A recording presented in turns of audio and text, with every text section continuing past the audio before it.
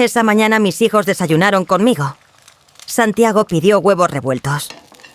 Nicolás quería hotcakes. Y yo les hice los dos. Porque era sábado. Y los sábados en mi casa eran sagrados. No sabía que ese iba a ser el último desayuno.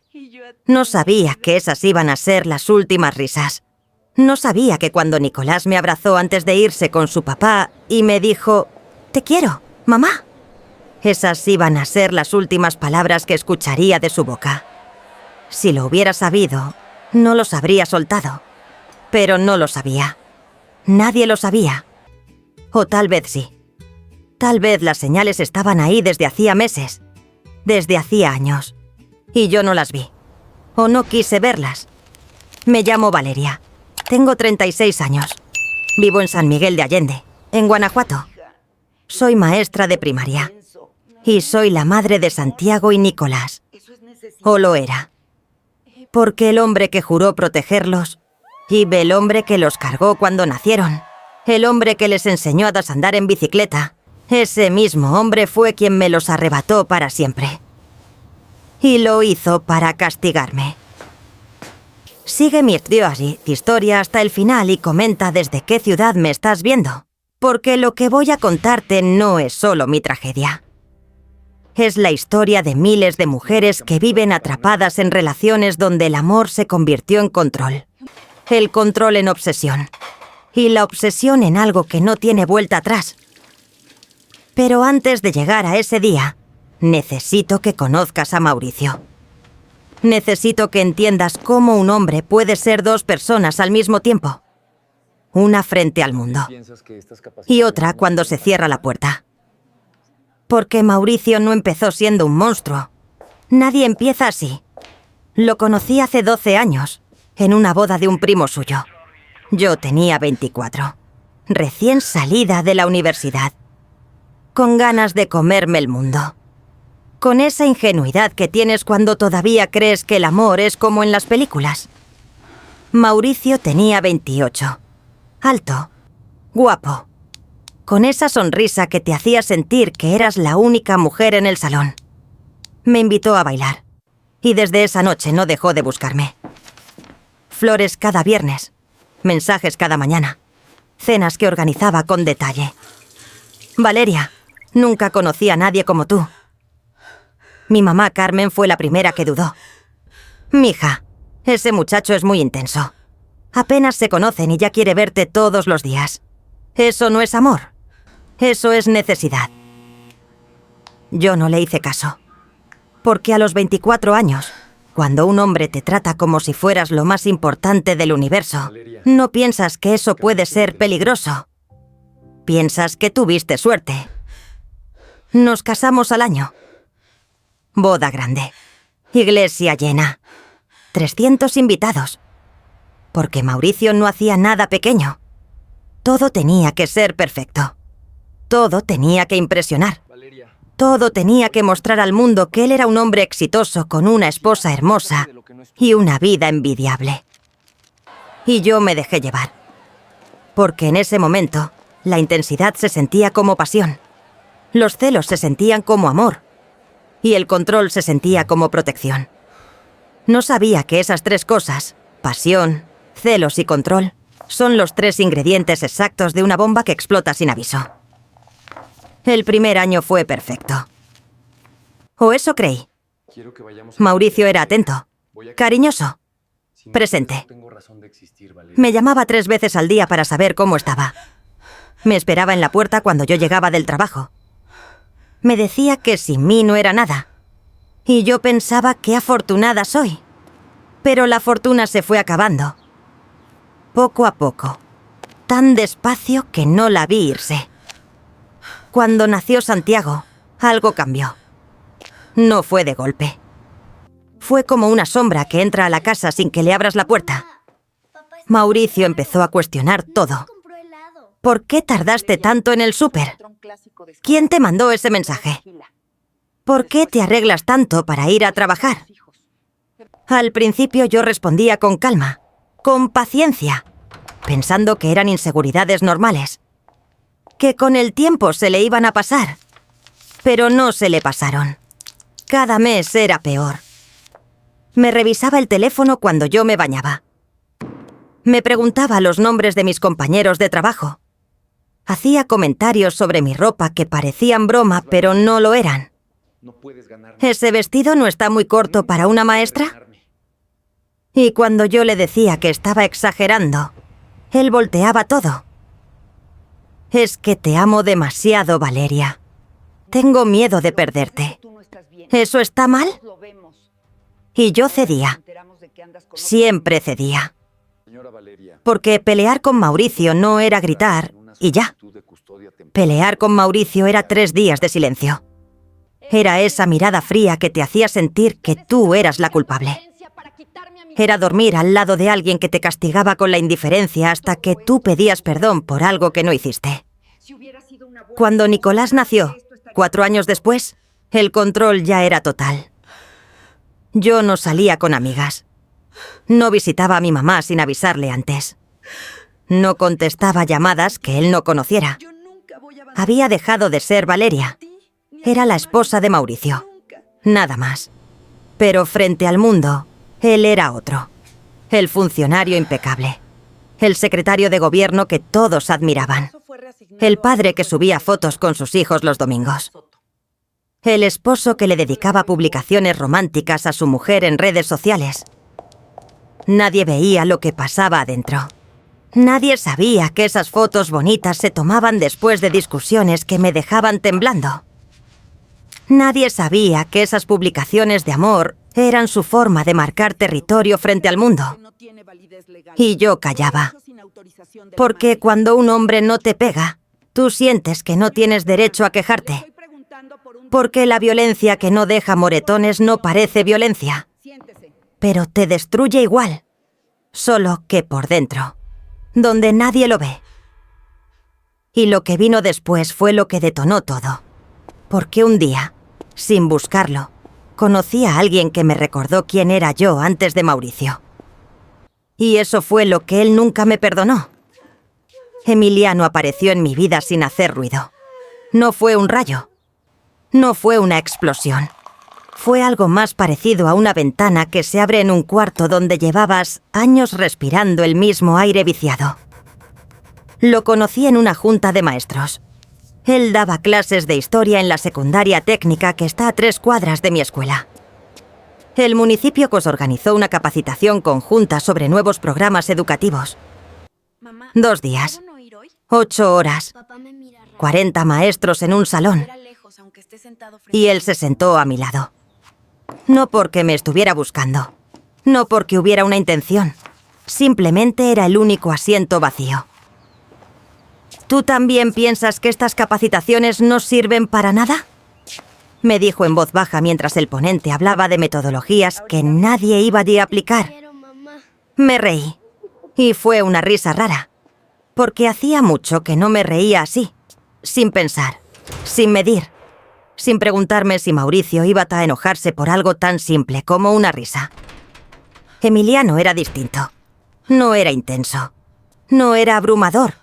No te llenaba de flores ni de promesas grandes. Era tranquilo. Hablaba despacio. Escuchaba de verdad. De esas personas que cuando te miran, sientes que están ahí contigo. No actuando. No calculando. Solo ahí. Ese primer día no pasó nada. Solo una conversación. Sobre la escuela. Sobre los alumnos. Sobre lo difícil que es ser maestro en un sistema que no te valora. Pero cuando llegué a mi casa esa noche, algo se movió. Algo pequeño. Como una semilla que todavía no sabes que plantaste. Mauricio estaba en la sala viendo las noticias. No me preguntó cómo me fue. No me miró. Solo dijo: «La cena está fría. Tardaste». Y en ese momento, sin quererlo, comparé. La forma en que Emiliano me habló durante 8 horas y la forma en que Mauricio me habló en 8 segundos. Esa comparación fue el principio de todo. Los meses que siguieron fueron los más confusos de mi vida. Emiliano y yo empezamos a vernos en las juntas mensuales. Después en la hora del almuerzo. Después en un café cerca de la escuela, los viernes. No era una relación. Todavía no. Era una amistad. Pero de esas amistades que sabes que no son solo amistad. Porque cuando piensas en esa persona más de lo que deberías, cuando te arreglas un poco más el día que sabes que la vas a ver, cuando sus mensajes te hacen sonreír de una forma que tu esposo dejó de provocar hace años, eso ya no es solo amistad. Y yo lo sabía, pero no quería admitirlo. Porque admitirlo significaba aceptar que mi matrimonio estaba muerto. Y aceptar eso me daba más miedo que seguir fingiendo. Mi amiga Lorena fue la primera en decirlo. Valeria, tú ya no amas a Mauricio. Y está bien. No tienes que quedarte en algo que te hace daño solo porque tienes miedo de estar sola. No es miedo de estar sola, Lorena. Es miedo de lo que él pueda hacer. Porque yo conocía a Mauricio. Sabía cómo reaccionaba cuando no tenía el control. Sabía que un hombre que te castiga con silencio por llegar 10 minutos tarde no iba a aceptar un divorcio con calma. Pero el cuerpo tiene un límite. Y el alma también. Un viernes, después del café, Emiliano me acompañó a mi carro. Y antes de despedirse me dijo algo que me rompió las defensas. Valeria, no sé qué pasa en tu casa. No me lo has dicho y no voy a presionarte. Pero quiero que sepas algo. Tú no eres la mujer apagada que a veces llega siendo los lunes.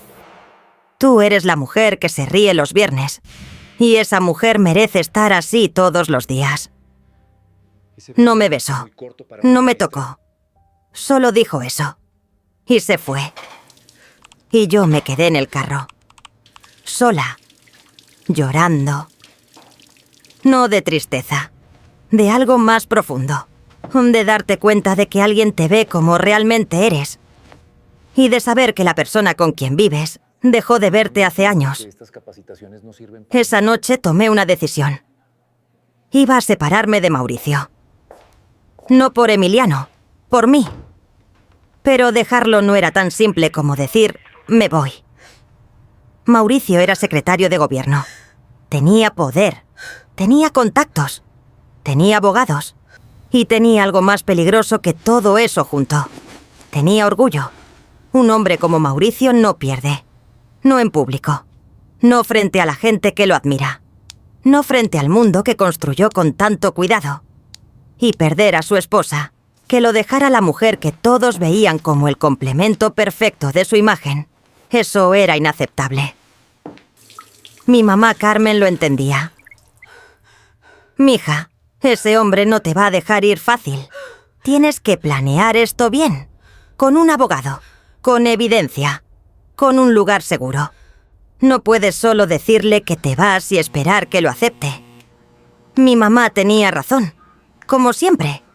Como cuando me dijo que Mauricio era demasiado intenso y yo no le hice caso. Empecé a juntar dinero. Poco a poco. Sin que Mauricio notara. Cada quincena separaba lo que podía. Lo guardaba en casa de mi mamá, en un sobre debajo de su colchón. Busqué un abogado, una mujer, la licenciada Herrera, especialista en divorcios. Valeria, lo primero que necesitas es documentar el patrón de control. Mensajes, capturas de pantalla, testigos, todo lo que demuestre que hay violencia psicológica. Empecé a guardar todo. Las capturas de los mensajes donde Mauricio me exigía fotos de dónde estaba. Los audios donde me gritaba si llegaba tarde. Las veces que me bloqueó el dinero como castigo. Lo guardé todo en una carpeta en la nube que Lorena me ayudó a crear. Y mientras tanto, seguí viviendo con él. Sonriendo frente a los niños. Cocinando la cena. Durmiendo en la misma cama. Fingiendo que todo estaba bien. Porque así funciona cuando estás atrapada. No te vas de un día para otro. No empacas una maleta y cierras la puerta. Sales de a poco. Ladrillo por ladrillo. Mientras reúnes la fuerza y las herramientas para sobrevivir lo que viene después. Y lo que vino después fue exactamente lo que yo temía. Mauricio descubrió que algo estaba cambiando. No por intuición, No por instinto, porque me estaba vigilando. Y yo no lo sabía. Un jueves por la noche encontré algo en mi teléfono. Había llegado del trabajo. Los niños estaban con Mauricio viendo una película. Y yo me senté en la cocina a revisar unos pendientes de la escuela. El celular andaba lento. Demasiado lento. Se trababa. Se calentaba. La batería se acababa en 3 horas cuando antes duraba todo el día. Le pedí al muchacho de sistemas de la escuela que lo revisara. Maestra, su teléfono tiene una aplicación oculta. De rastreo. Alguien instaló un software que registra su ubicación en tiempo real. Graba llamadas, copia mensajes y tiene acceso a su cámara. Me quedé fría. ¿Desde cuándo? El muchacho revisó los registros. Desde hace 8 meses, maestra. 8 meses. 8 meses era exactamente el tiempo que llevaba conociendo a Emiliano. Mauricio no descubrió nada por accidente. No fue intuición. No fue un mensaje que dejé abierto. No fue un descuido. Me estaba espiando. Cada mensaje que le mandé a Emiliano, cada llamada, cada foto, cada ubicación, los cafés de los viernes, las conversaciones con Lorena, las llamadas con la abogada, todo. Mauricio lo sabía todo, desde el principio. Y no dijo nada. Eso fue lo que más me asustó. No que me espiara, sino que supiera todo y actuara como si no supiera nada. Porque un hombre que grita cuando se enoja es peligroso. Pero un hombre que sabe todo, guarda silencio y sonríe como si nada, ese es el que te destruye cuando menos lo esperas. Esa noche borré la aplicación. Le cambié la contraseña a todo. Y dormí con los ojos abiertos. Porque el hombre que estaba a mi lado en la cama llevaba 8 meses mirándome en silencio, juntando información, armando algo. Y yo acababa de cerrarle la ventana por la que me observaba. La pregunta era, ¿qué iba a hacer ahora que ya no podía verme? La reacción no tardó. Al día siguiente, Mauricio llegó diferente. No fue un cambio grande. Fue sutil. De esos que solo notas cuando llevas años leyendo los gestos de alguien para sobrevivir. Llegó del trabajo a las 7. Entró. No saludó a los niños. Fue directo a la recámara. Cerró la puerta. Eso nunca pasaba. Mauricio siempre llegaba y hacía su show. Abrazaba a Santiago. Cargaba a Nicolás. Preguntaba qué había de cenar. Actuaba al padre perfecto de la foto del domingo. Pero ese viernes no. Cuando salió de la recámara, media hora después, me miró. Directo. Sin parpadear. Con esos ojos que yo conocía demasiado bien. Valeria, ¿cambiaste de teléfono? No. ¿Por qué? Por nada. Me pareció que no te entran bien los mensajes. Mentí. Y él supo que mentí. Y yo supe que él supo. Pero ninguno dijo nada. Porque así funcionaba nuestro matrimonio. Capas de mentiras encima de otras mentiras. Silencios que decían más que cualquier grito. Esa noche Mauricio hizo algo que no hacía en meses. Se acercó a mí en la cama. Me abrazó. Me dijo al oído: «Te amo, Valeria. No me dejes nunca». Y yo sentí un escalofrío. No de amor, de miedo. Porque esas palabras no sonaron como una declaración. Sonaron como una advertencia. Al día siguiente llamé a la licenciada Herrera. «Licenciada, mi esposo me tenía el teléfono intervenido. Sabe todo. Las conversaciones, mis planes, todo». «Valeria, esto cambia las cosas. Si él tiene acceso a tu información, tiene ventaja legal y personal. Necesitamos acelerar. Necesitas salir de esa casa». «No puedo irme sin mis hijos». «Lo sé. Pero necesitamos una orden de protección primero. Voy a tramitarla esta semana». Esa fue la primera vez que sentí que algo real se estaba moviendo. Que ya no era solo un plan en mi cabeza. Era un proceso. Con papeles, con fechas, con un camino que me sacaba de ahí. Pero Mauricio también estaba moviendo sus piezas. Y las suyas eran más peligrosas que las mías. El lunes me llegó un mensaje de un número desconocido. Era una foto de Emiliano y yo, en el café, sentados frente a frente, riendo. Debajo de la foto, una sola línea. ¿Tu esposo sabe que te ves con este hombre? No tenía firma, no tenía nombre, pero yo sabía perfectamente de dónde venía. Llamé a Emiliano. Emiliano, alguien nos tomó una foto en el café. Alguien nos está vigilando. Emiliano se quedó callado un momento. Valeria, hoy en la mañana encontré un papel en el parabrisas de mi carro. Decía, aléjate de lo que no es tuyo. Me temblaron las manos. Mauricio no solo me vigilaba a mí, estaba vigilando a Emiliano, mandando mensajes, dejando notas, marcando territorio. Emiliano, tienes que tener cuidado. Mauricio no es una persona normal. Es un hombre con poder, con contactos, con gente que hace lo que él pide sin preguntar. Valeria, yo no le tengo miedo. Pero me preocupas tú. Y me preocupan los niños. Los niños. Santiago y Nicolás. Que no sabían nada de lo que estaba pasando. Que seguían yendo a la escuela, jugando en el patio, pidiéndome hot cakes los sábados. Viviendo su vida de niños mientras los adultos alrededor armaban una tormenta que ninguno de ellos merecía. Esa semana Mauricio cambió otra vez. Dejó de ser frío. Dejó de ser distante. Y se convirtió en el hombre más amable del mundo. Me trajo flores el martes. Me invitó a cenar el miércoles. Me dijo que quería que fuéramos a terapia de pareja. Que iba a cambiar. Que yo era su vida. Que sin mí y sin los niños no era nada. Sin ustedes yo no tengo razón de existir. Valeria. Ese vestido no está muy corto, Esa frase. maestra. Esa frase que para cualquiera suena romántica. A mí me heló la sangre. Porque cuando un hombre controlador te dice que sin ti no tiene razón de existir, no te está diciendo que te ama. Te está diciendo que si te vas, se lleva todo consigo. Y yo no entendí a tiempo lo que eso significaba realmente. ¿Piensas que estas capacitaciones... Ese fue mi error. El que nunca me voy a perdonar. Mauricio encontró a Emiliano. No por la calle. No por accidente. Lo fue a buscar.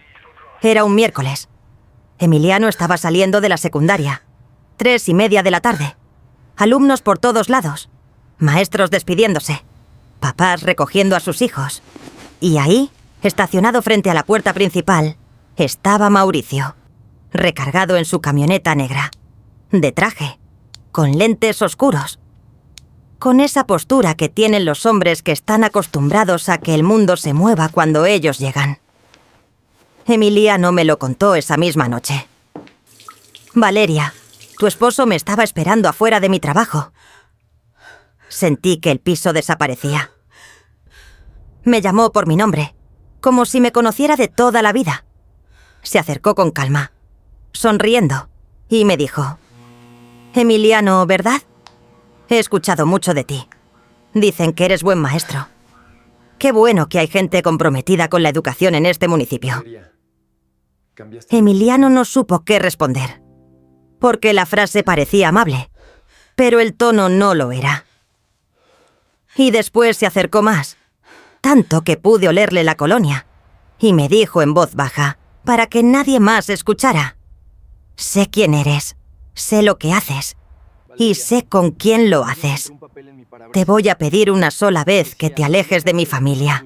Y si no entiendes por las buenas, te va a ir muy mal. Y no es una amenaza.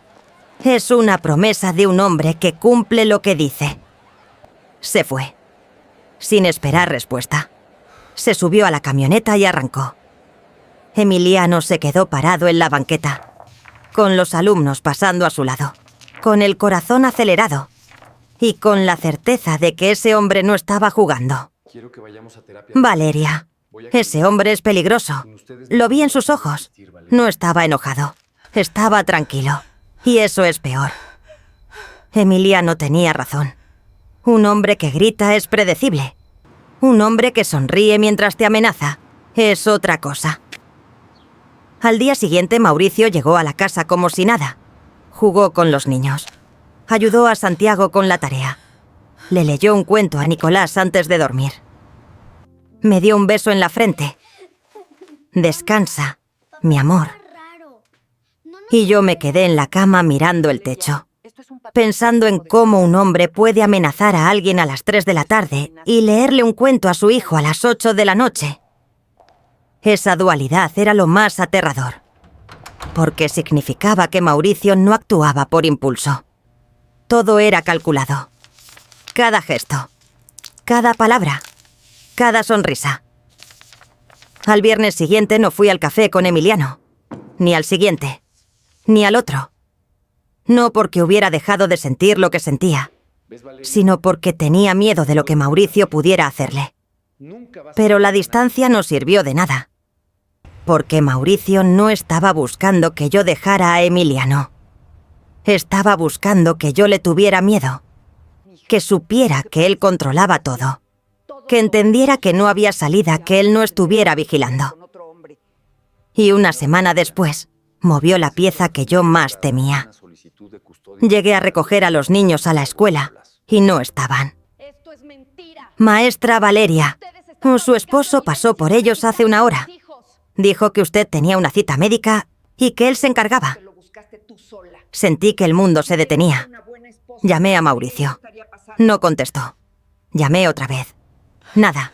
Otra vez, nada. Le mandé un mensaje. Mauricio, ¿dónde están los niños? Pasaron 40 minutos. Los 40 minutos más largos de mi vida. Caminando por la casa, temblando, marcando el mismo número una y otra vez, hasta que contestó. Tranquila, Valeria, están conmigo. Los llevé a comer helado. ¿Cuál es el problema? El problema es que no me avisaste. Ah, ¿ahora necesito tu permiso para estar con mis hijos? Mis hijos. Esa forma de decirlo. Como si fueran de su propiedad. Como si yo no contara. Solo quería pasar tiempo con ellos. Como cualquier padre. No entiendo por qué te pones así. Y colgó. Cuando llegó con los niños 2 horas después, Santiago me abrazó fuerte. Mamá, papá estaba raro. No nos compró helado. Nos llevó a casa de la abuela Rebeca. Y habló mucho por teléfono. Enojado. Mi hijo de 12 años, que ya sabía distinguir cuando algo no estaba bien.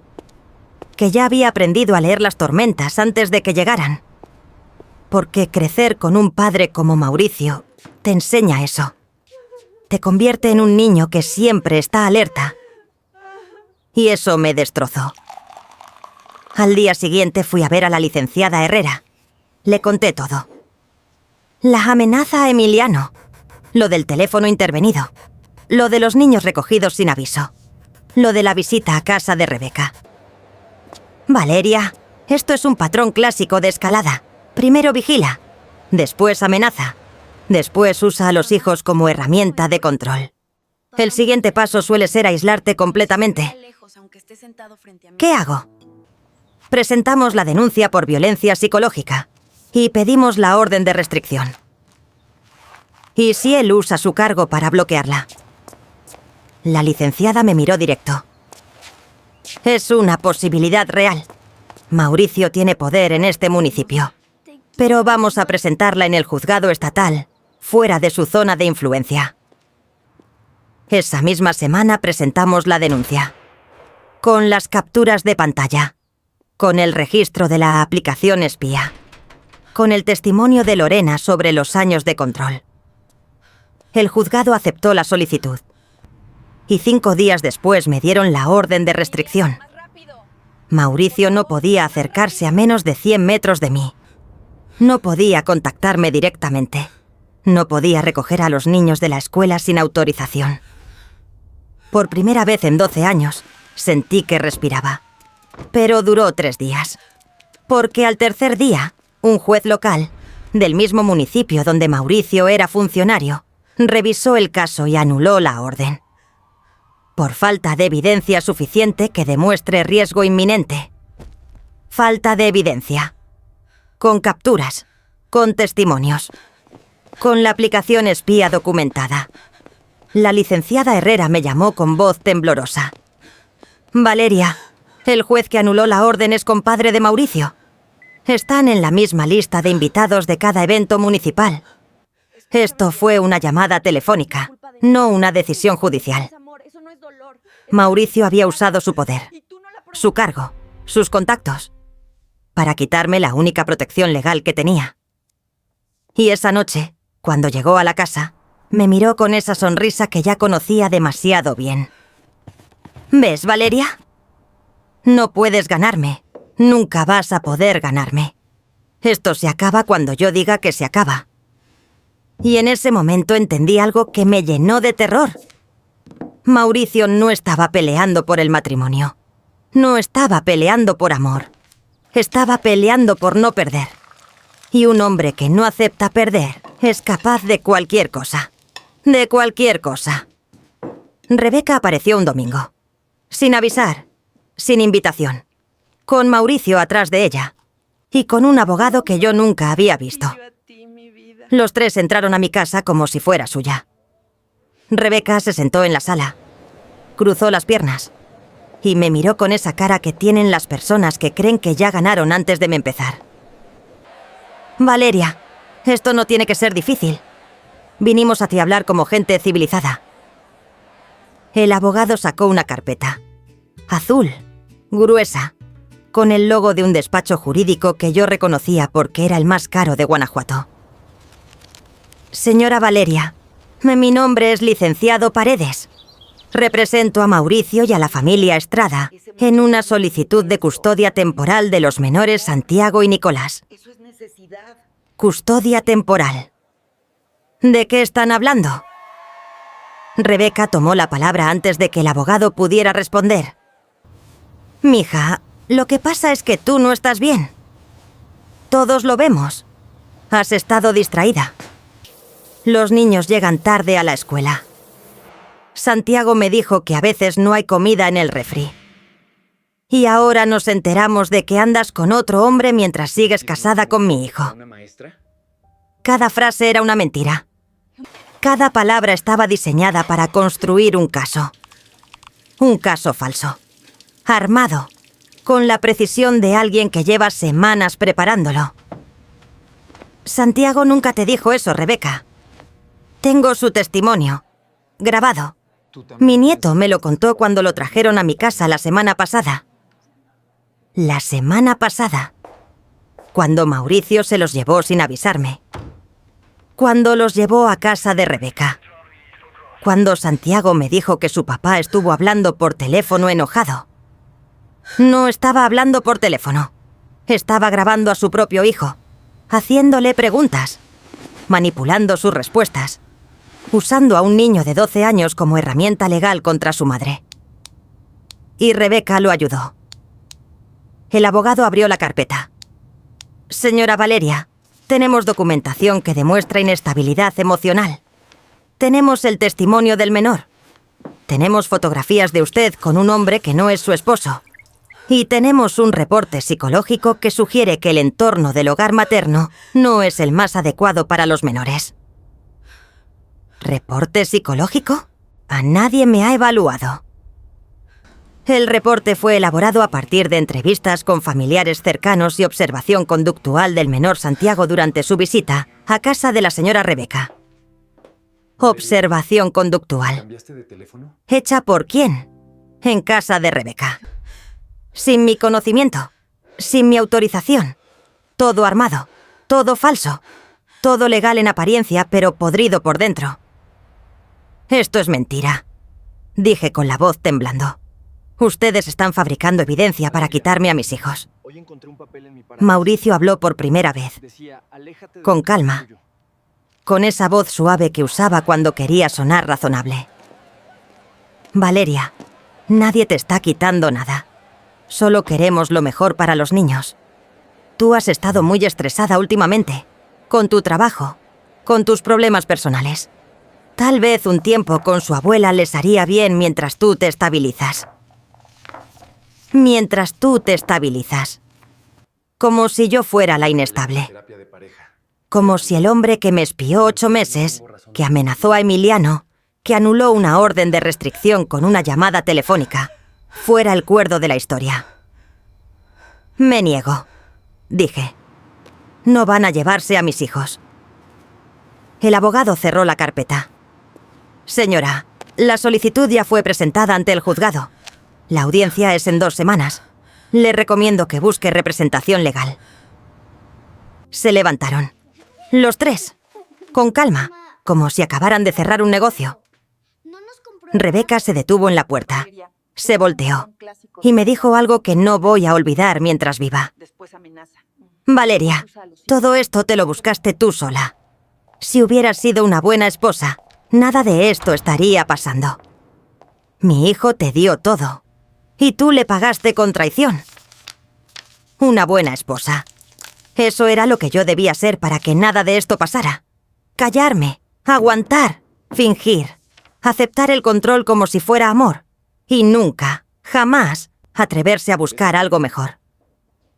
Pero Rebeca no se conformó con la solicitud legal. Esa misma semana hizo algo peor. El jueves, cuando fui a recoger a Santiago a la escuela, las otras mamás me miraban diferente. Cuchicheaban, se alejaban. Algunas me miraban con lástima, otras con asco. No entendí hasta que Lorena me llamó. Valeria, Rebeca publicó algo en Facebook, en el grupo de mamás de la escuela. Tienes que verlo.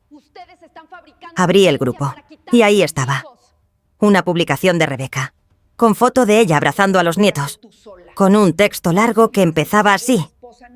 Como abuela, tengo la obligación de proteger a mis nietos. Cuando una madre abandona sus responsabilidades por perseguir aventuras amorosas, alguien tiene que dar la cara por esos niños. Pido a esta comunidad que me apoye en la lucha por darles a Santiago y Nicolás el hogar estable que merecen. 200 comentarios. 100 compartidos. Gente que no me conocía opinando sobre mi vida, llamándome mala madre, diciendo que yo no merecía a esos niños. Rebeca me había exhibido, frente a toda la comunidad escolar, frente a los padres de los compañeros de mis hijos, frente a las maestras con las que yo trabajaba. Y lo peor fue Santiago. Llegó a casa ese día callado, sin hablar, sin mirarme. Se sentó en su cuarto. Y cuando entré a preguntarle qué pasaba, me dijo con voz baja: Mamá, en la escuela me dijeron que tú nos vas a abandonar, que por eso la abuela Rebeca va a cuidarnos. ¿Es cierto? Me arrodillé frente a él. Lo tomé de las manos y le dije con toda la fuerza que me quedaba: Escúchame bien, Santiago. Yo nunca voy a abandonarte, ni a ti ni a tu hermano. Nunca. Pase lo que pase. ¿Me oyes? Me abrazó, fuerte, y sentí sus lágrimas en mi cuello. 12 años. Un niño de 12 años cargando el peso de una guerra que no era suya. Escuchando cosas que ningún niño debería escuchar. Dudando de su madre porque los adultos a su alrededor decidieron usarlo como campo de batalla. Esa noche, cuando los niños se durmieron, me senté en la cocina, a oscuras, sola, y por primera vez pensé en rendirme, en dejarle todo a Mauricio, en irme lejos, en desaparecer. Pero entonces recordé la cara de Nicolás esa mañana, cuando me pidió hotcakes, y me dijo: «Te quiero, mamá», con esa voz que solo tienen los niños de 8 años. No, no iba a rendirme. No iba a dejar que Mauricio, Rebeca y su ejército de abogados me quitaran lo único que me importaba en esta vida. Iba a pelear, con todo, hasta el final. Pero lo que yo no sabía es que el final estaba más cerca de lo que imaginaba. Pero algo cambió. No sé si fue el universo, la suerte, o simplemente que las mentiras tienen fecha de vencimiento. La licenciada Herrera me llamó un lunes por la mañana. Valeria, tengo noticias. El juzgado estatal revisó la anulación de tu orden de restricción y encontraron irregularidades. El juez local que la anuló no tenía jurisdicción para hacerlo. El caso fue reasignado a una jueza federal. Se llama Magistrada Soto. Y esta mujer no le debe favores a nadie. Sentí que algo se abría en el pecho, como si llevara meses debajo del agua, y de pronto alguien me dejara respirar. ¿Eso qué significa? Significa que la orden de restricción se reactiva. Y significa que la solicitud de custodia de Mauricio va a ser revisada por alguien que no es su compadre. Esa misma semana la magistrada Soto citó a audiencia a las dos partes, en el Juzgado Federal de Guanajuato Capital, lejos de San Miguel, lejos del territorio de Mauricio. La licenciada Herrera presentó todo. Las capturas del teléfono intervenido, el registro de la aplicación espía con 8 meses de actividad, los mensajes amenazantes, el testimonio de Lorena, la publicación de Rebeca en el grupo de mamás y algo nuevo, un dictamen psicológico. Real. Hecho por una especialista certificada del DIF estatal, que evaluó a Santiago y a Nicolás. Legalmente. Con mi autorización. Y las conclusiones eran demoledoras. Los menores presentan signos de estrés postraumático relacionado con dinámicas de control en el entorno paterno. El menor Santiago muestra hipervigilancia, dificultad para dormir y conductas de evitación cuando se menciona al padre. El menor Nicolás presenta regresión conductual, incluyendo enuresis nocturna que había sido superada hace 3 años. Mis hijos estaban enfermos. No de gripe, no de fiebre, de miedo. El mismo miedo que yo sentí durante 12 años. Se los había contagiado. Sin querer, sin saberlo. Porque el miedo en una casa se respira, y los niños lo respiran primero. La audiencia fue un jueves. La magistrada Soto era una mujer de unos 50 años, pelo corto, lentes, cara seria. De esas personas que no necesitan levantar la voz para que todo el mundo se calle. El abogado de Mauricio, el licenciado Paredes, presentó su caso, el supuesto testimonio de Santiago, el reporte psicológico hecho en casa de Rebeca, las fotos mías con Emiliano. La magistrada lo escuchó todo sin interrumpir. Después le hizo una sola pregunta. Licenciado, ¿el reporte psicológico que presenta fue elaborado por un profesional certificado? Fue elaborado por una psicóloga de confianza de la familia. ¿Está registrada en el Colegio de Psicólogos del Estado? Silencio. ¿Tiene cédula profesional vigente? Más silencio. Licenciado, este reporte no tiene validez legal. Fue hecho sin autorización de la madre, en un entorno controlado por la familia paterna y por una profesional que no está debidamente acreditada. Lo desecho. Vi la cara de Mauricio. Estaba sentado al fondo, de traje, con corbata, con esa imagen perfecta que siempre cargaba. Pero por primera vez, algo se le quebró en la expresión. No fue grande. Fue un microgesto, un apretón de mandíbula, un parpadeo de más. Mauricio estaba perdiendo y no sabía cómo manejarlo. La magistrada continuó. En cambio, ¿qué? El dictamen del DIF estatal presentado por la parte demandante tiene plena validez. Y su contenido es preocupante. Señor Estrada, ¿puede explicar por qué sus hijos muestran signos de estrés postraumático vinculados a la dinámica paterna? Mauricio se levantó. Con calma, con esa sonrisa que ya conocía. Magistrada, con todo respeto, esos niños están bien. Son felices. Su madre está atravesando una crisis personal y está proyectando sus problemas en los menores. Señor Estrada, le estoy preguntando por un dictamen profesional, no por su opinión personal. Siéntese. Mauricio se sentó, pero algo había cambiado en sus ojos.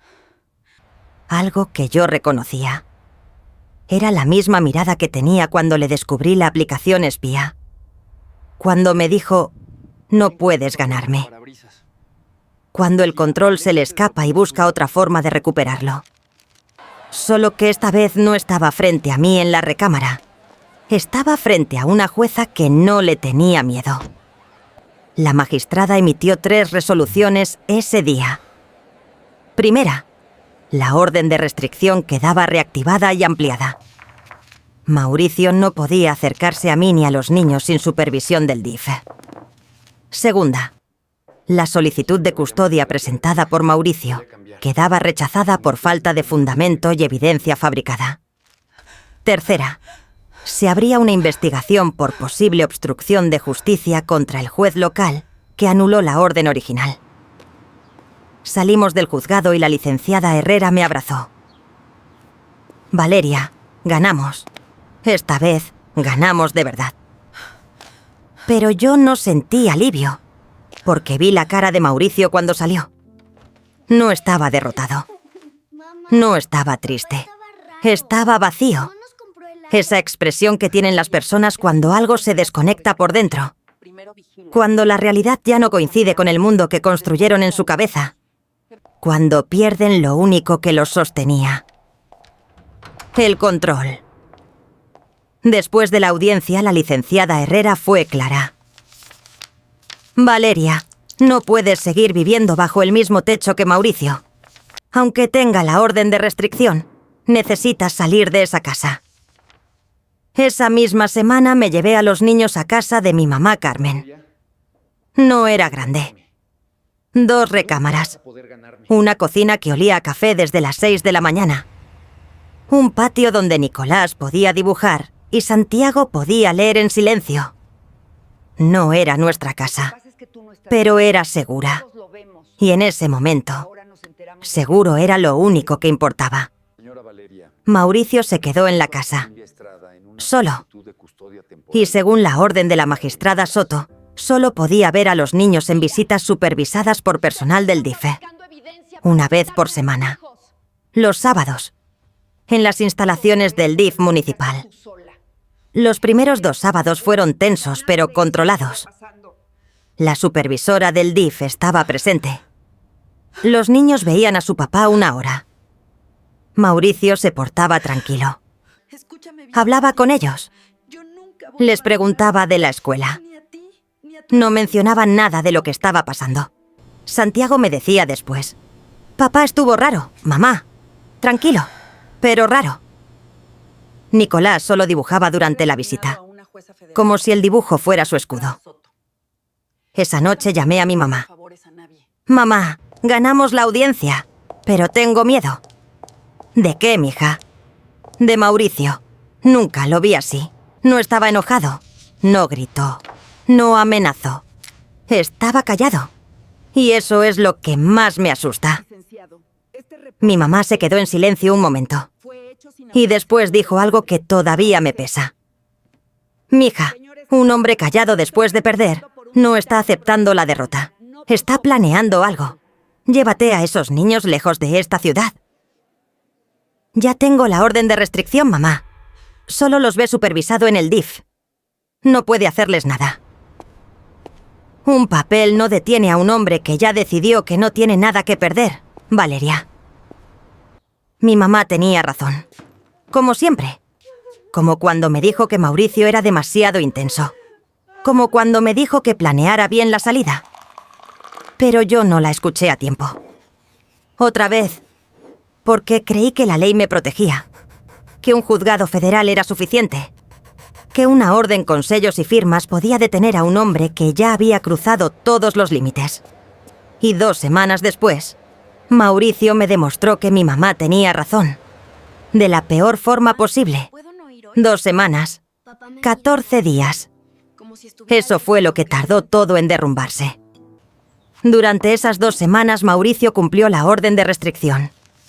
No me buscó, no me llamó, no mandó a Rebeca. Fue a las 2 visitas supervisadas en el DIF. Puntual. Tranquilo. Sin incidentes. Nada. Y eso debió alertarme más que cualquier amenaza. Porque Mauricio nunca obedecía. Mauricio no aceptaba límites. Mauricio no se quedaba callado. Pero ahí estaba. En silencio. 14 días. Como si hubiera aceptado todo. Lorena me dijo que lo vio en el centro un martes. Caminando solo. Sin traje. Sin la camioneta negra. A pie. Valeria, no parecía él. Estaba flaco, ojeroso, con la ropa arrugada, como si llevara días sin dormir. Mi mamá me llamó esa semana. Otra vez, insistiendo. Valeria, llévate a esos niños lejos. A otra ciudad. A casa de tu tía en Querétaro. Aunque sea unos días. Mamá, Mauricio solo los ve supervisado. 1 hora, con gente del DIF. No puede hacerles nada. Mija, escúchame. Cuando un hombre pierde todo lo que creía que le pertenecía, cuando pierde el poder, la familia, la imagen, cuando ya no tiene nada que le importe, es cuando se vuelve más peligroso. No esperes a que pase algo. Pero yo no la escuché. Otra vez, porque estaba cansada, porque llevaba meses peleando, porque creí que lo peor ya había pasado. Qué ingenua fui. El sábado de esa segunda semana era día de visita. Los niños iban a ver a su papá, supervisados, en el DIFI, como cada sábado desde la audiencia. Santiago no quería ir. Me lo dijo en la mañana, mientras desayunábamos en la cocina de mi mamá. Mamá, ¿puedo no ir hoy? ¿Por qué, mi amor? No sé. Papá me mira raro, como si estuviera lejos, aunque esté sentado frente a mí. Me arrodillé frente a él. Es solo 1 hora, Santiago. Y la señora del DIF va a estar ahí todo el tiempo. Si te sientes incómodo, le dices si ella me llama. Santiago asintió. Sin convicción. Con esa madurez forzada que tienen los niños que aprendieron a leer las tormentas antes de que lleguen. Nicolás, en cambio, estaba tranquilo. Llevaba sus colores, sus hojas. Iba a dibujar mientras veía a su papá, porque para Nicolás, a sus 8 años, el mundo todavía podía resolverse con un dibujo. Los dejé en el DIF a las 10 de la mañana. La supervisora, una mujer joven del turno sabatino que no conocía, me saludó en la puerta. No se preocupe, señora. Estarán bien. Los recoge a la 1.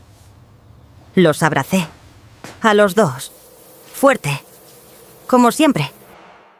Santiago me dijo, ahorita venimos, ma. Nicolás me dijo, te quiero, mamá. Y yo los solté. Ese vestido no está muy corto. Si hubiera sabido lo que iba a pasar, no los habría soltado. Los habría cargado hasta el fin del mundo. Me fui a casa de mi mamá, a esperar, a contar las horas, como cada sábado. A las 12:30 llamé al DIF para confirmar la hora de recogida. Nadie contestó. Llamé otra vez. Nada. A la 1 en punto llegué al DIF. ¿Piensas que estas La puerta estaba cerrada. No había nadie adentro. Toqué. Nada. Llamé al número de emergencia del DIF estatal. Me pusieron en espera. Llamé a la licenciada Herrera. Licenciada, los niños no están en el DIF. No hay nadie. La puerta está cerrada. Valeria, espera. Déjame hacer unas llamadas. 15 minutos. Los 15 minutos más largos de mi vida. La licenciada me llamó de vuelta, con la voz quebrada. Valeria, la supervisora que estaba asignada hoy era nueva. Turno sabatino. No conocía el caso a fondo. Mauricio le mostró un documento que parecía una autorización para que la visita fuera en su domicilio. Ella no verificó. Lo dejó salir con los niños hace más de 2 horas. ¿Dónde están mis hijos? Mauricio se los llevó a la casa, a la que era de ustedes. El piso desapareció. El aire desapareció. Todo desapareció. Llamé a Mauricio. No contestó. Otra vez. Nada. Otra vez. Nada. Le mandé un mensaje. Valeria, 10 mensajes. ¿cambiaste 20. de teléfono? Nada. Llamé al 911. Les di la dirección de la casa.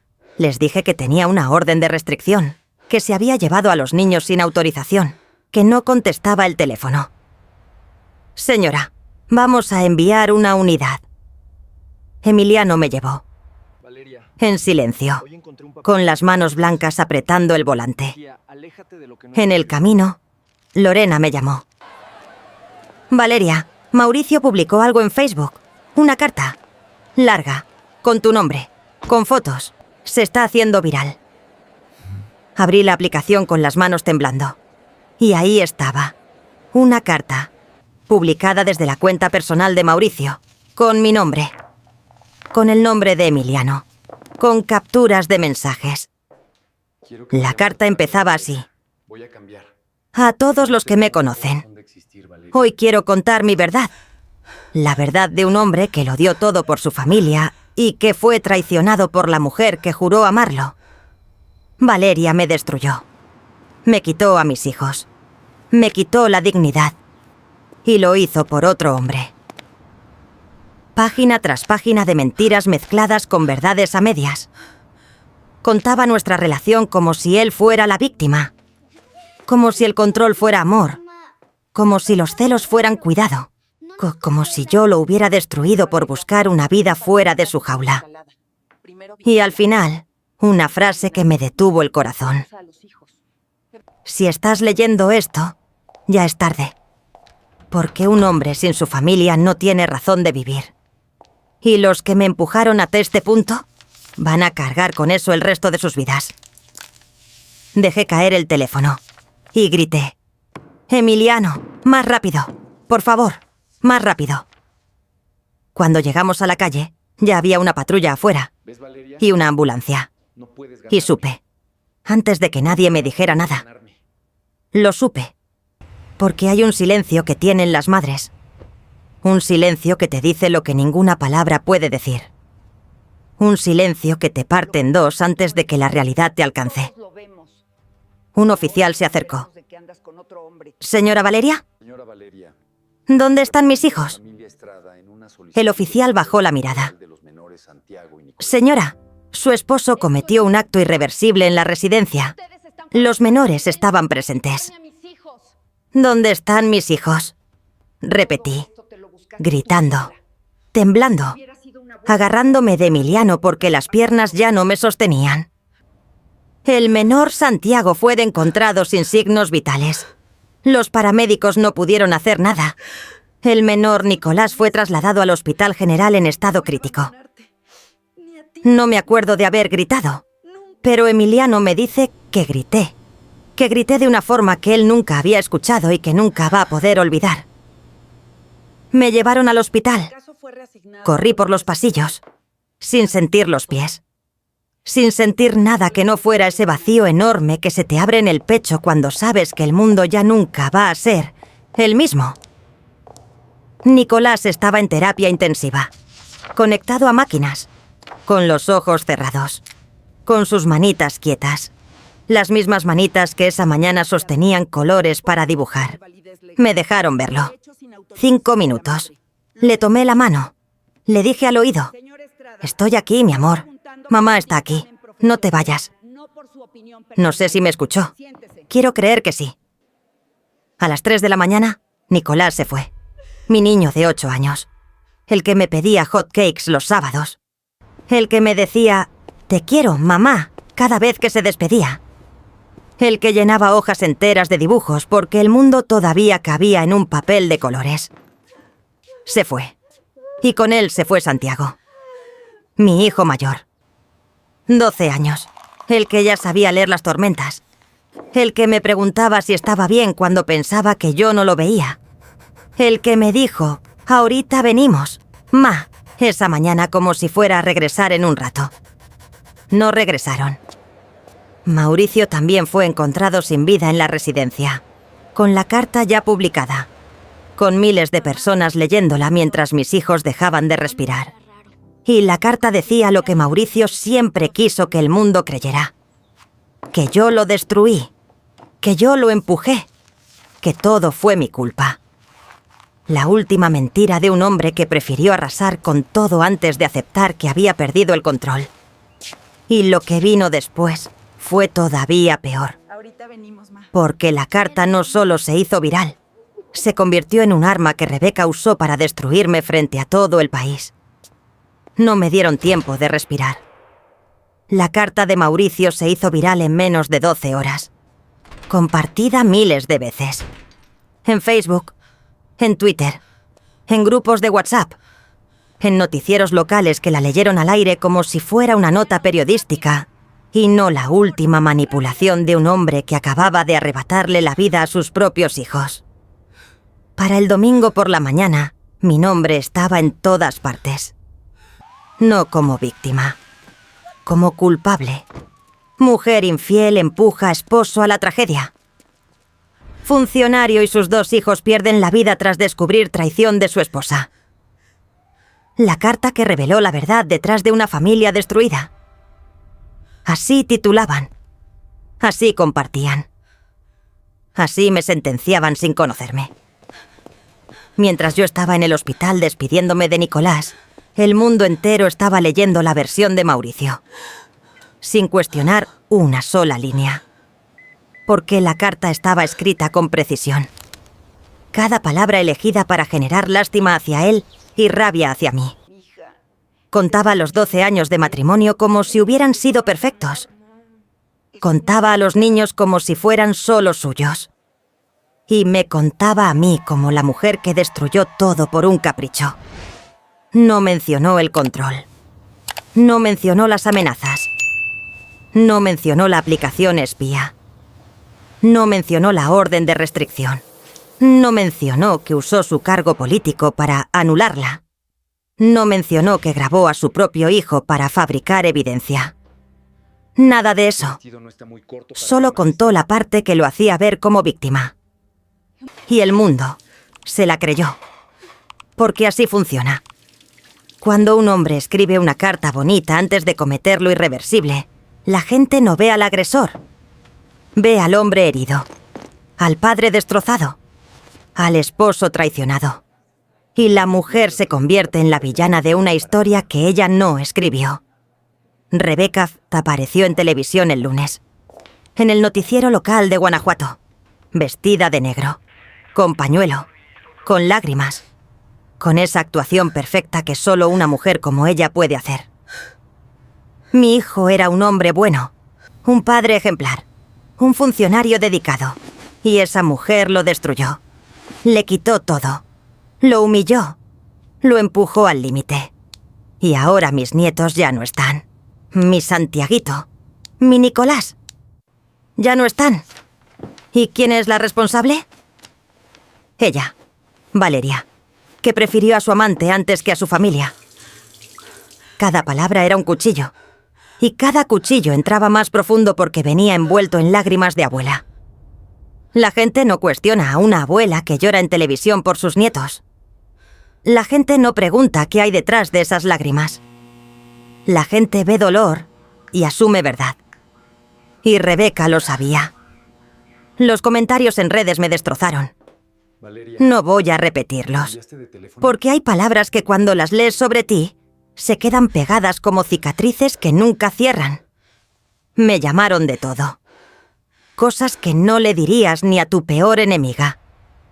Gente que no me conocía decidiendo que yo merecía perder a mis hijos. Que yo me lo busqué. Que yo fui la culpable de todo. Y lo más terrible es que una parte de mí les creía. Lorena me quitó el teléfono. Valeria, no leas más. No abras nada. Dame el celular. Lorena, están diciendo que yo los empujé. Que yo tengo la culpa de que mis hijos ya no estén. Escúchame bien. Tú no tienes la culpa de nada. Un hombre adulto tomó una decisión. La decisión más terrible que puede tomar un padre. Y antes de tomarla, construyó una narrativa para hacerte responsable. Eso no es amor. Eso no es dolor. Es la forma más cruel de violencia que existe. Se llama violencia vicaria. Y tú no la provocaste. Tú la sobreviviste. Lorena tenía razón. Pero saberlo con la cabeza es una cosa. Y sentirlo en el pecho es otra. Porque la culpa no llega con argumentos. Llega de noche, cuando estás sola.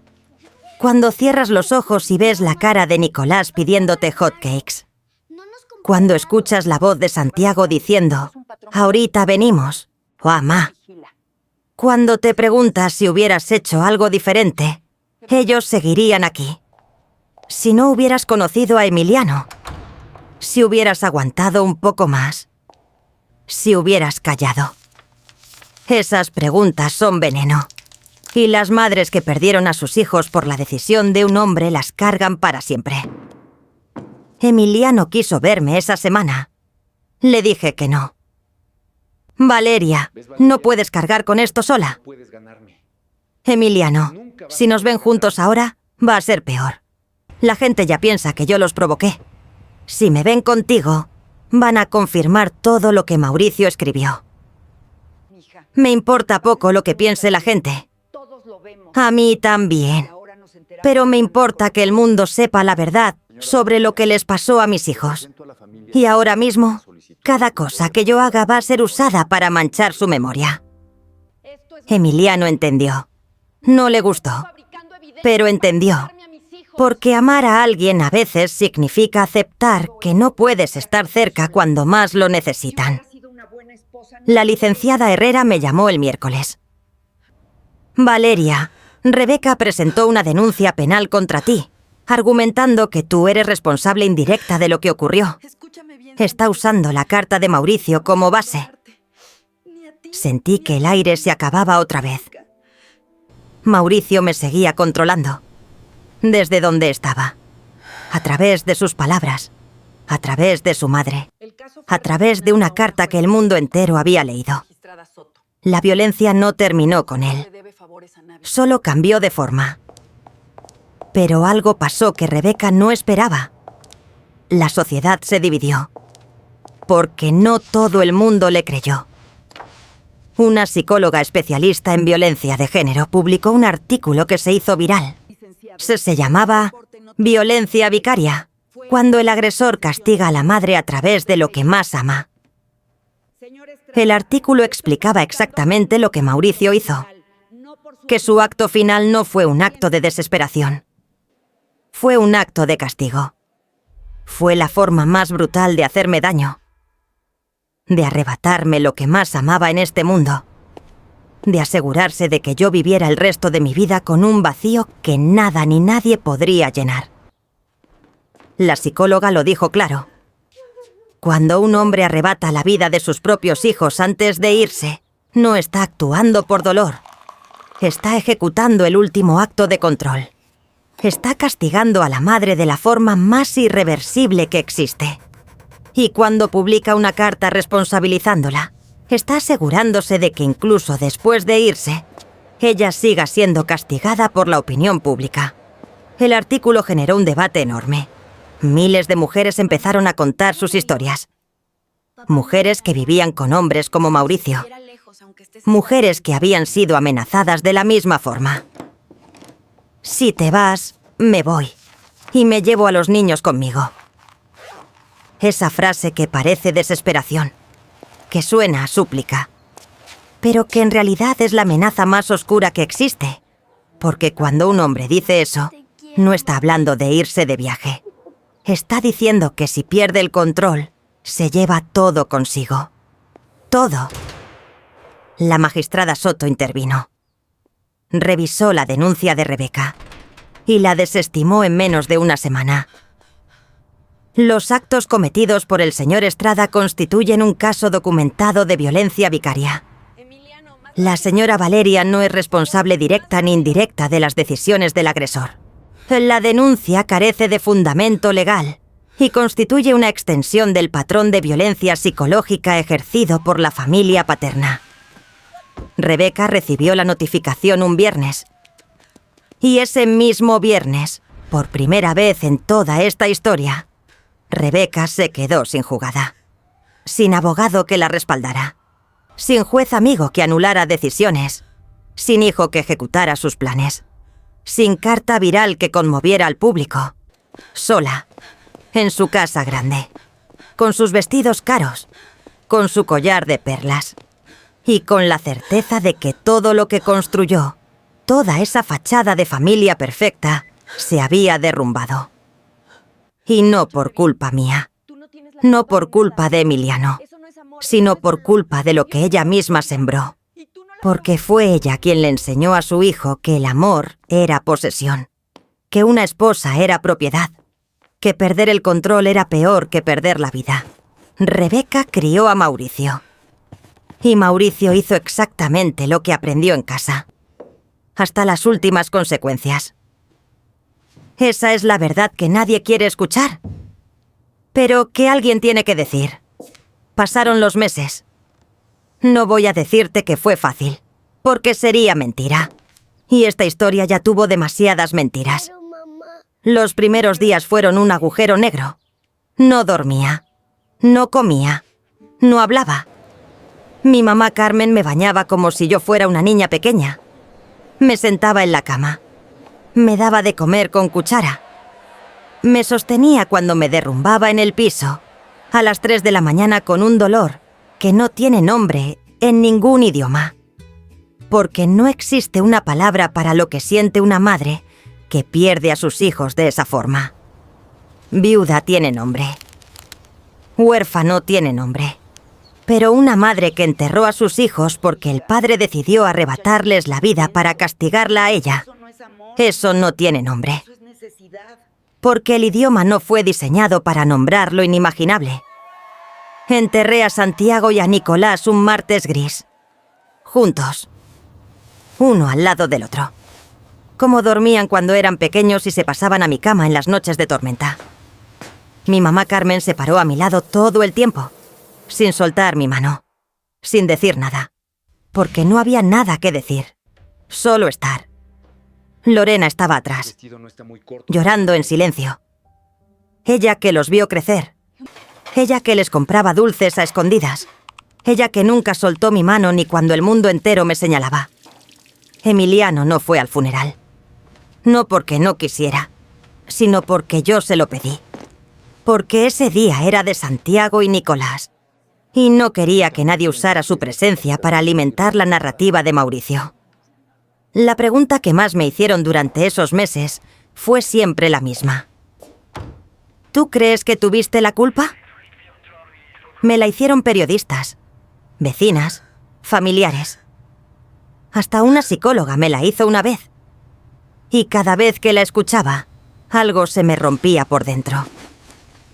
Porque esa pregunta ya tiene una respuesta escondida. Si alguien te pregunta si tuviste la culpa, es porque en algún lugar de su cabeza cree que tal vez sí. Y eso es exactamente lo que Mauricio quería. Que el mundo entero me hiciera esa pregunta. Que yo misma me la hiciera cada noche. Que la culpa me persiguiera como una sombra de la que no puedes escapar. Pero con el tiempo aprendí algo. Algo que quiero que escuches bien si estás pasando por algo parecido. Nadie tiene la culpa de las decisiones de otro. Yo no obligué a Mauricio a controlarme. Yo no obligué a Mauricio a espiarme. Yo no obligué a Mauricio a amenazar a Emiliano. Yo no obligué a Mauricio a fabricar evidencia contra mí.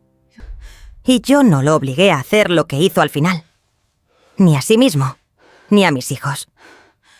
Eso fue decisión suya. De nadie más. Una mujer tiene derecho a dejar una relación que le hace daño. Tiene derecho a buscar ayuda. Tiene derecho a enamorarse de nuevo. Tiene derecho a ser feliz. Y ninguno de esos derechos la convierte en culpable de lo que un hombre decida hacer cuando pierde el control. Hay un término que aprendí durante todo este proceso. Se llama violencia vicaria. Y significa algo que yo viví en carne propia. Es cuando un hombre lastima o arrebata la vida de las personas más cercanas a una mujer con el único objetivo de castigarla. De destruirla por dentro. De hacerle pagar por haberse atrevido a irse. Mauricio no hizo lo que hizo por amor. No lo hizo por dolor. Lo hizo por castigo. Porque si él no podía tenerme, iba a asegurarse de que yo no pudiera vivir en paz. Nunca más. Y la carta fue parte de eso. La carta no era una despedida. Era un arma, diseñada para que el mundo me culpara. Para que cada persona que leyera esas palabras me señalara. Para que yo cargara con esa losa el resto de mi vida. Eso es violencia vicaria. Y es la forma más cruel de violencia que existe. Porque no te golpea el cuerpo. Te arranca el alma. Y aquí quiero hacerte 2 preguntas. Porque necesito que pienses en esto. ¿Tú crees que en este caso ocurrió la violencia vicaria? ¿Crees que Mauricio arrebató la vida de sus hijos para castigarme a mí? ¿O crees lo que él escribió en esa carta? Y la segunda pregunta es más difícil. ¿Tú crees que Mauricio, al escribir esa carta antes de irse, estaba construyendo la responsabilización de su esposa? Nunca vas a poder ganarme. ¿Estaba asegurándose de que yo cargara con la culpa de lo que él decidió hacer? Y si es así, ¿cuánta culpa crees que tengo yo en lo que pasó? ¿Tengo culpa por haber querido ser libre? Déjamelo en los comentarios, porque esta conversación es necesaria. Aunque duela. Han pasado 8 meses desde ese día. Mi mamá Carmen se mudó conmigo. Duerme en el cuarto de al lado. Cocina los domingos. Y cada noche antes de dormir me dice lo mismo. Mija, ellos están en paz. Y tú tienes que seguir. Por ellos. Lorena sigue siendo mi roca. La amiga que nunca soltó mi mano.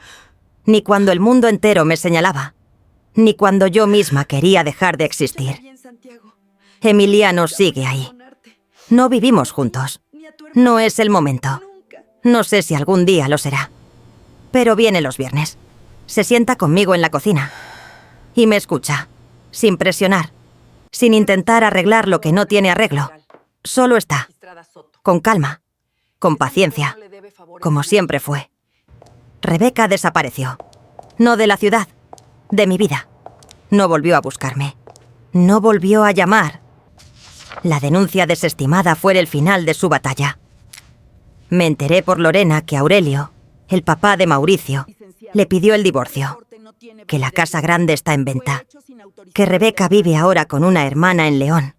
No siento lástima por ella, pero tampoco siento rabia. Solo siento que esa mujer crió a un hijo creyendo que el amor era posesión. Y que esa creencia terminó destruyendo todo lo que tocó. Todo. Incluyendo a 2 niños inocentes que no tenían la culpa de nada. A veces, por las noches, cuando la casa está en silencio, me siento en la cocina. Y pienso en Santiago. En cómo se sentaba a la mesa los sábados pidiendo huevos revueltos. En cómo me miraba cuando algo no estaba bien. Como si quisiera protegerme, aunque él era el niño y yo la madre. En su voz diciendo, «Ahorita venimos, ma». Como si fuera a volver en un rato. Pienso en Nicolás. En sus dibujos. En la casa que siempre dibujaba con 4 personas adentro. Mamá, papá, 2 niños. En sus colores regados por toda la mesa. En su voz diciendo, «Te quiero, mamá», cada vez que se despedía. Sin saber que la última vez iba a ser la última. Y pienso en las señales que no vi, en las que vi y decidí ignorar.